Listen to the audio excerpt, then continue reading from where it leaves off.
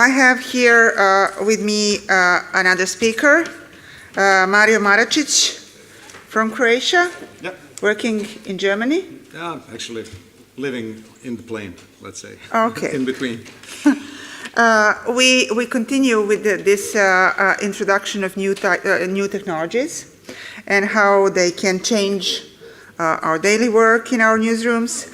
Mario will present the advantages and the specifics of something that is really important nowadays, and that's real-time analytics. Mario, the floor is yours. Take it away.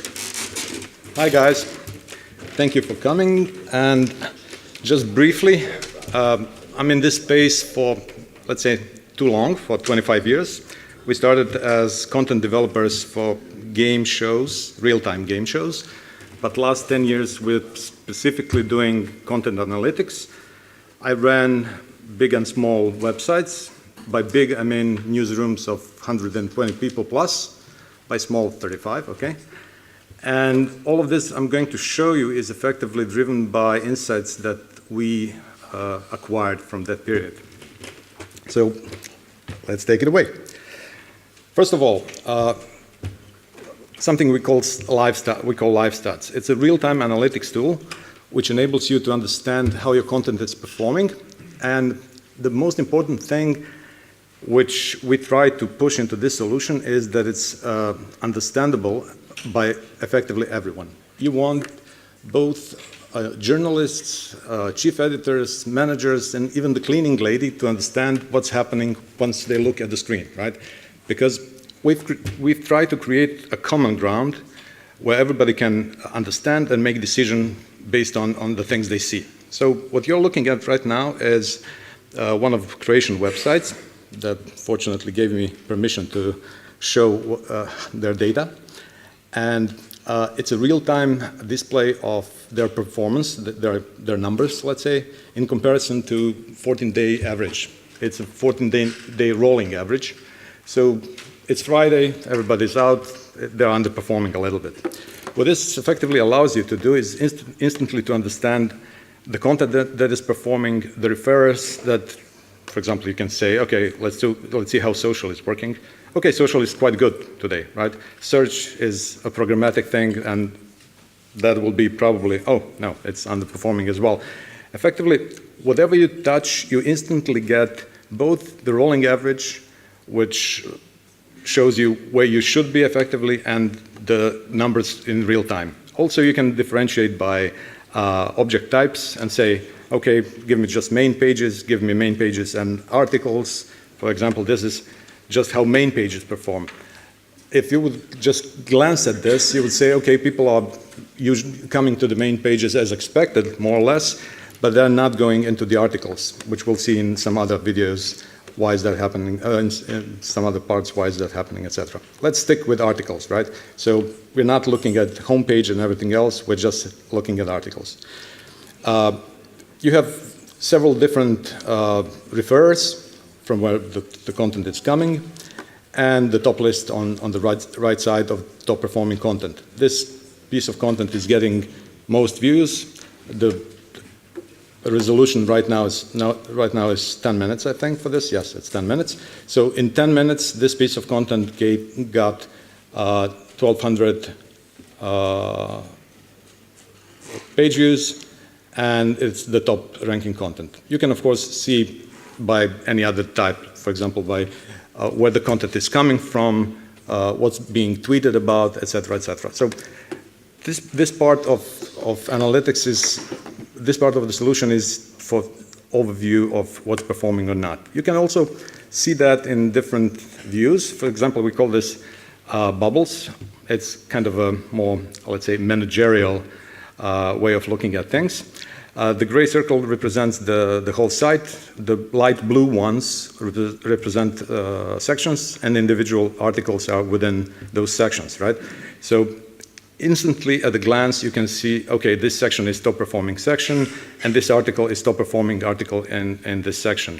If you click on it and zoom in, you'll see then what is the piece of content that this referring to, where the traffic is coming from. For example, in this case, 126 views came from social in the last 10 minutes. This came from internal, meaning recirculation from home pages, etc. This came from search, etc., etc., etc. So what this effectively allows you to is to instantly understand how the content, how the whole traffic is being composed of various sources, etc., etc., and what is driving your site at this particular moment.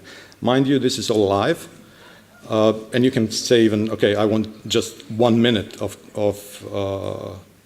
last minute of traffic, and you will get something like this. Or you can say, okay, show me what's performing on social in last minute, and of course, if I zoom here, it will be, yeah, this article, everything's from social, purple is social, right?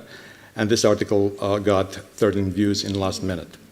Okay, so that's just one of many tools we provide for chief editors or journalists to understand what's happening. I'll show you the next one we call head-up display, which is effectively used by again, everybody in the company, or at least it's meant to be used by everybody in the company. And it's showing how certain teasers, or positions as we call them, perform in relationship to 14-day rolling average. So this is a homepage of Jutarnji List. And what you can instantly see is that there are some red ribbons and some green ribbons. Red ribbons say, okay, this article is underperforming. I'm sorry, not article, but this position is underperforming by 6%. What that effectively means is that people are seeing it, but not reacting to it as they averagely would, right? So, okay, this might be important for the website, for politically or whatever, and the chief editor decided to leave this here, regardless of the fact that this is underperforming, right? But when you say yep. they do not react as they should, yep. How do you measure reactions? I'm sorry, so it's all about the averages, right? You're taking last 14 days, and you know what at this particular 20 minutes, because if you see here, there is 20 minutes, this article is on the page, right? If you take exactly those 20 minutes in last 14 days, you know what averagely people would do, how many times they would click, how many times they would view, right? And you have this click-through rate. For that right? position. For that position, for each individual position on the site, right? And if you scroll down, you will see that each individual position effectively is being displayed as plus or minus. So let's take, for example, this box here, right? Those articles published here are effectively underperforming. This one is overperforming. It's usually being used as, let's say, a sampling ground, right? So if you think of a homepage as a series of boxes like sports, lifestyle, etc., what our chief editors do is they take a piece of content, stick it in, like, let's say, third page fold or somewhere below the main fold, right? And see whether it's outperforming its own position. If it does, they start bringing it up and using it, right? So in this lower part, you can see how the whole site, or the whole page, I'm sorry, is performing in comparison to its average. So only here, I don't know if it's visible on, yes, it is. The whole site, or the whole page is now some 9% down in clicks and some 6% down in views, which is not really to be concerned, something to be concerned about, but yeah, it's Friday. You can filter that by device as well. So you can say, okay, let's see how the mobile is working, and it's going to be pretty much the same, right? Or tablet. Nobody uses tablet, but yeah, you can do that as well. Anyway, let's go back to desktop and homepage.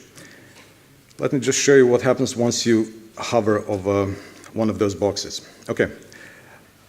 The number and the color is instantly indicative of what's happening, right? Plus minus 5% is orange, and it says, yeah, it's above the average.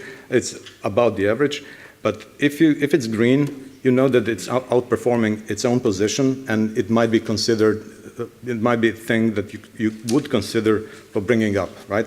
If it's red, like this one, you know that it's underperforming by far, in this case 67%, and this is something that is not deserving, let's say, its position. You might keep it here for different reasons, it's editorial decision or whatever, but you know that usually content placed on this place is working better than this, right? So what you can also see is the individual number of clicks or views this piece of content got, right? By views, I mean not only when you load the page, right? People see what's on their screen, right? It's not taken into account, we're not taking into account positions which are not scrolled into the screen. So it's effective views, right? It's not when you load the entire page that we say, okay, everything is seen. Only when the position is scrolled more than 85% into the view, we then say, okay, this is a view of this individual position. And of course, when it's clicked, it's a click, right? So this particular piece of content, as I said, you can see it here, got 13,000 clicks in last 32 minutes. It got 14,000 views. Its effective click-through rate is 21% better than something you would expect here, right? Okay, all of those things that I'm scrolling fast now is something that you effectively don't care much about, but the only thing you can see immediately is whether something is outperforming or underperforming its own position. There are many other tools you can enable, let's say. One of them is heat mapping. So mind you, this is all real time again. We're taking last 3,000 clicks in this particular view. And you can see where people have clicked. All those clicks on the side are clicks on the banners, which are fortunately blocked by uBlock. So it's ad blocking, right? So people are effectively clicking on banners as well. This helps you maybe in thinking differently about how people navigate, right? It's not for everyday use, but for example, in this case, when you see that there is a lot of heat on small icons where people click, you might consider to enlarge them, to pronounce them a little bit better, etc., right? There is something else we call attention heat mapping, and this is this red line that appeared on the left, which effectively shows you not how far people have scrolled, but where they kept their attention, right? So in this particular case, red means high attention, and if you start scrolling, you will see that first part of the page is red turning to orange, and effectively here nobody else is staying, right? Then there is a lot of green, and now a little bit of lifestyle keeps attention of people, then again green and completely not interested, which is strange because the sports section is usually again a place where people stop. And you can see that even in articles, right? For example, in this article, you see that people are keeping their focus really shortly on the image itself, because of course they can understand it quite quickly, but then they start reading the lead, right? And effectively they lose attention immediately after the lead. This is not a long article, so you don't see how, let's say, pronounced this effect is, but when you have an article of, let's say, 3-page folds, you understand that it's written in completely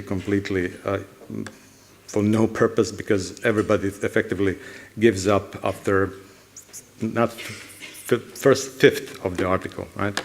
But of course, yeah, journalists like to write, so they write too much sometimes. Anyway, the last thing I'll show you in the live tool is something we call, this is maybe not, for the sake of speed, I'll just quickly go over this. This is showing the number of clicks on each individual position, on each individual, article. So we're not looking at positions anymore, but how much people actually clicked and came and read the article. And the little line underneath shows which source was it coming from. Let's forget about this one. This is a little bit more complicated, let's say, to explain in a short run. Okay, so that's one thing. We have two really, let's say,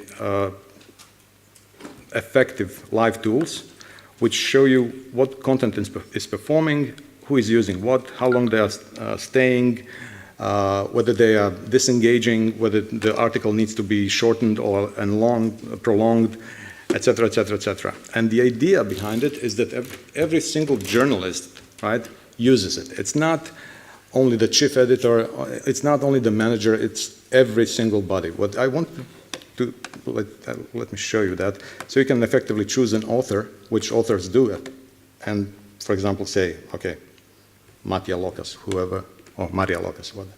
So she wrote effectively 4 articles today. Maybe some of those articles are yesterday's articles.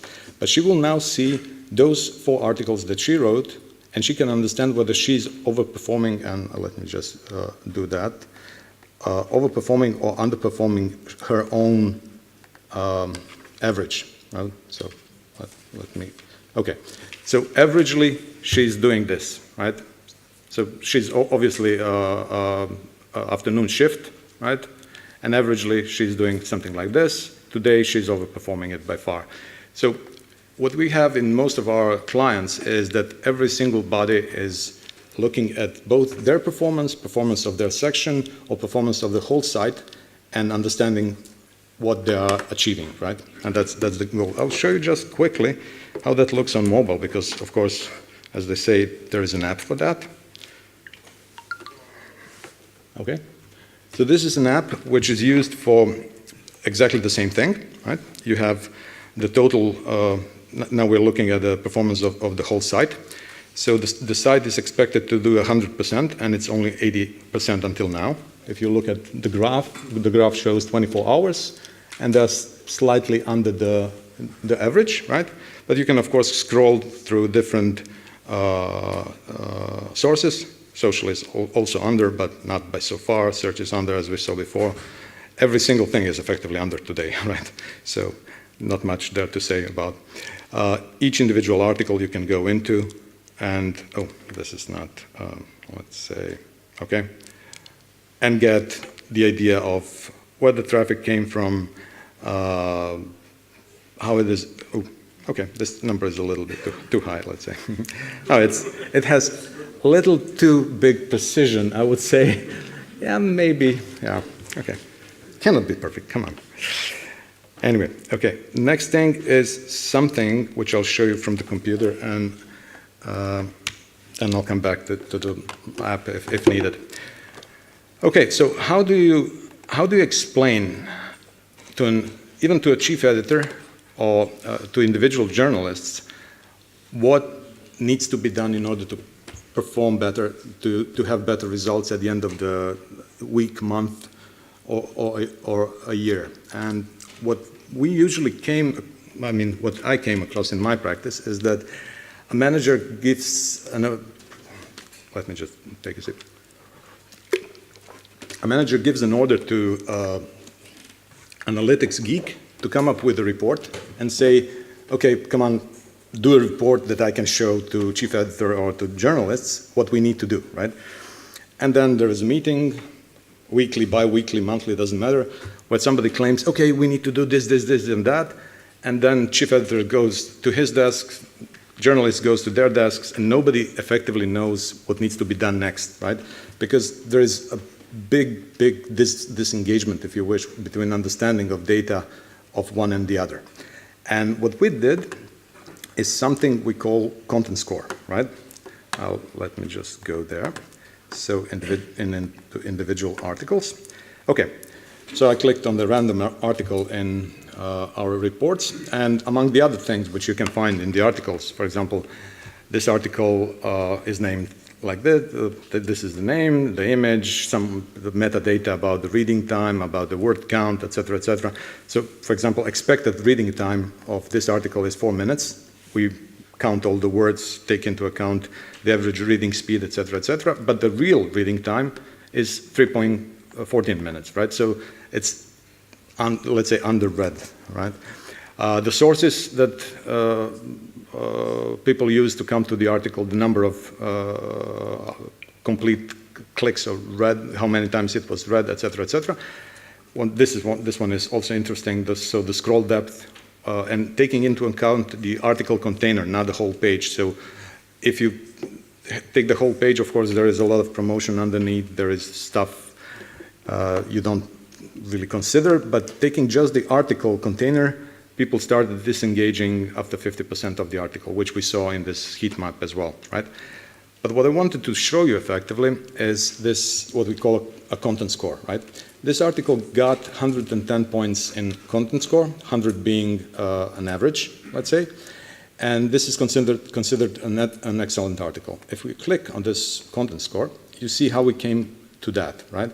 So reading time was excellent. I'll explain later what does it mean and how we came to that number.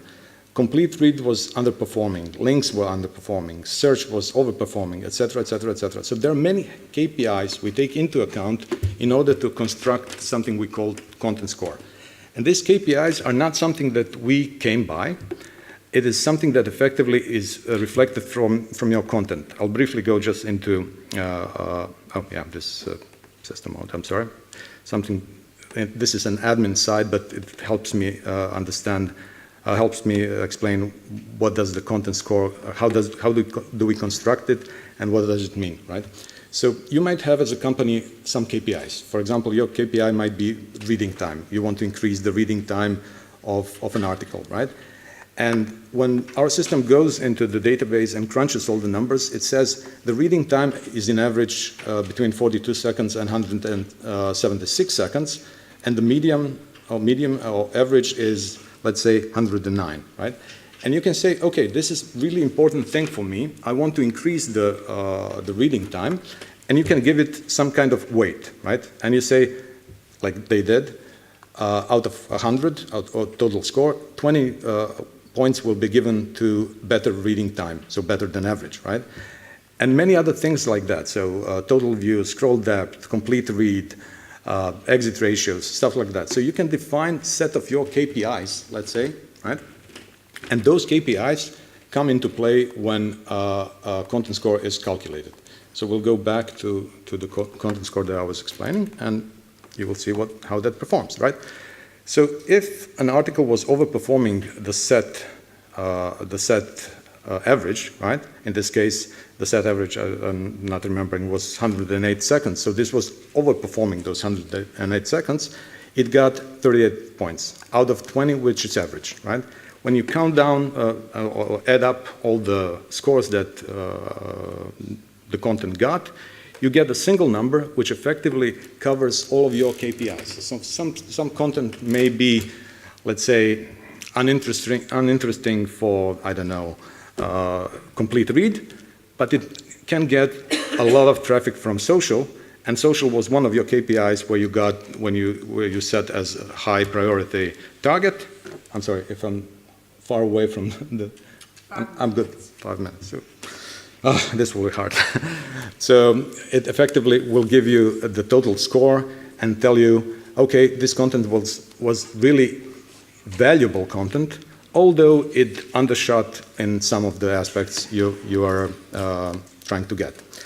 So what UpScore as a tool is it's effectively a platform. It's a single platform that you need in order to track, analyze in real time, report. I didn't even go into programmatic because we do have parts where we allow you to say, okay, show me the boxes on the screen on the site of top content, top performing social content, top this, top that. You can get even newsletters by quality of content. You can get reports as a journalist, what you did good, what you did wrong, etc., etc. There are many, effectively, aspects of the platform, but I would be so bold to say that it can replace, effectively, all the tools you might be using today in order to understand and drive your business, right? I will not even go into competition, but it's the most complete tool right now on the market, and most unknown because we haven't started even promoting. We have now over 200 websites from multiple vendors, but it's all word of mouth, and this is effectively maybe the first time it's being shown on such a big screen, right? I think I'll stop here because it's really frustrating not to be able to show you all the things we do really well. but in half an hour it's impossible, right? So how much do I have? Just go on. Okay. So I'll just switch. I said I will switch back to the phone, so I'll just do that quickly. So for the individual content, as I said, right, you can go in and pick any article, right? For example, this one, you get how much it achieved, la la la la la, and go to score. And no, it's not a good one. It was, I think, freshly. Okay, for example, this one. As soon as enough clicks are in, it can give you a total score, which is, in this case, 123, and explain what was good, what was bad about it. For example, this article really undershot in links, meaning that whoever is responsible, let's say, it wasn't picked up by other websites and it's not being linked to. So as we explained a little bit earlier, you have different things which you can understand about the many KPIs you can set for this particular one. To wrap up, I don't know, that's kind of it. As I said, frustrating not to be able to show you everything, but you have to take my word for it. Any questions? Yes?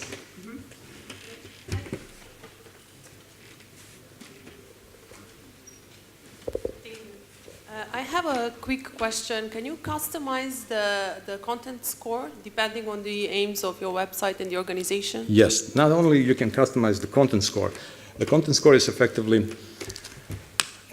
can be customized in several ways. First of all, it gets customized by a criteria you want to have in it, right? For example, for this particular website, we have 10 KPIs which they are tracking, right? And they're perfectly satisfied by it. But in some other organizations, we have, let's say, conversion rate.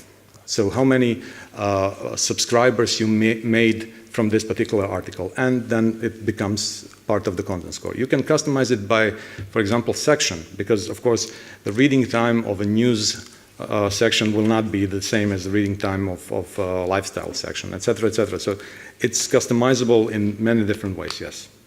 That's great, thank you. No problem. Anybody else? Come on, it was such a great presentation. No questions. You know, you've said it all. I tried. I did my best. No, that is why there are no. Yeah, video. Oh, come on, Okay, give me just sure, this last sure, one. sure. Yeah, but the video. You know, it's hard to mention it all. Okay, so video. UpScore is all about the content centricity, let's say, right? So you're not treating articles the same way as you would be treating galleries or videos or any other different content type, right? In this particular case, I'll take the case of HRT, which is Croatian National Television, and their video, because it's fun. And the fun part about it is, let me just go to top video. So, yeah, of course, you can see what the top videos were. So nobody's looking the video before 8:50, right? But then you have videos which, so for example, this one, right? Oh, wrong. I wanted to click here. So this video was seen 6,000 times. The total playing time was 6 days, etc., etc., etc. There was no promotion on this, so you don't see any churn because of the ads, etc., etc. But you can see how people are falling off, right? This is start of the video, this is the end of the video. And effectively, after 2/3 of the video, people start losing interest, right? What I wanted to show you effectively, it was HRT Dnevnik, which is interesting, but I'm not seeing it right now. They have a small, why don't I see it? Oh, I'm sorry, yeah. That's the reason why. I need to switch the provider. So Croatian National Television, all websites. We want HRT. Okay. So they have evening news as part of their offering, right? And they think that people are really watching that, and of course they are. People are watching video. But what happens is this. And in this case, this is yesterday's evening news. And after exactly 4 minutes, or 3 minutes 30 in this case, there is a huge drop-off in viewership, right? And they called me and asked, like, there was something wrong, you set something up wrong, because this is incredible. There is no way we're losing that many viewers after such a short time, right? And the reason is very simple. They have 3.5 minute long, how do you call it? The cut down, what?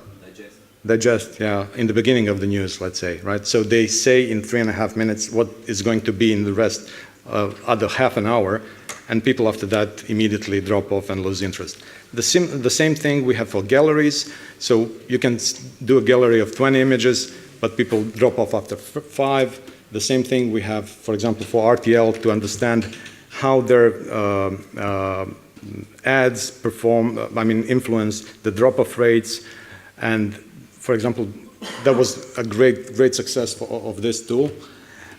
They were selling this pre-roll, right, as the only thing you can effectively sell, right? The pre-roll in video was a premium position, and everybody said, like, yeah, we want to be in a pre-roll.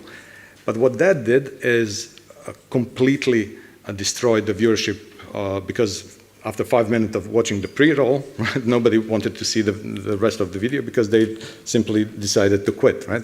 And what we did with them, and this is what this ad-promoted churn is all about, on Croatian television we don't have it and we don't track it, is saying, okay, instead of doing just pre-rolls, break it off through the duration of the video into smaller chunks and see how that performs in regards to your viewership. And I think that their drop-off was nearly 60%, and we took it down to 5%, right? With the same amount of ads being served through the video. So the tools that we allow you to use are effectively done in such a way that you can optimize your performance, but not looking at the specific verticals, but throughout the whole team. And that's our goal. That's it.